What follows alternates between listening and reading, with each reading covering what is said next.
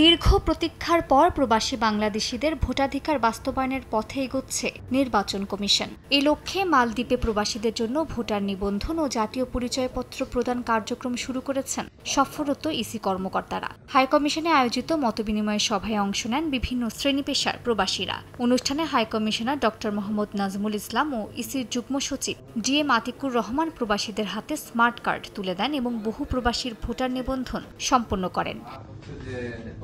অনুষ্ঠানে প্রবাসীদের জাতীয় পরিচয়পত্র, পাসপোর্ট এবং ভোটার নিবন্ধনের বিষয়ে নানা প্রশ্নের জবাব দেন নির্বাচন কমিশনের উইং কমান্ডার সাতওয়েজ তানভীর। অনলাইনে কিভাবে ফর্ম পূরণ করে রেজিস্ট্রেশন প্রক্রিয়া সম্পন্ন করবেন সে বিষয়েও প্রবাসীদের অবহিত করেন তিনি।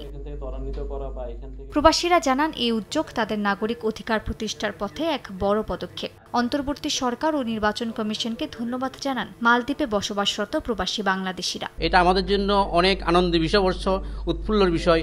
আমরা সামনে নির্বাচনে অংশগ্রহণ করতে পারবো, আমাদের ভোটাধিকার প্রয়োগ করতে পারবো। সেক্ষেত্রে আমার কাছে খুব গর্বিত মনে হচ্ছে।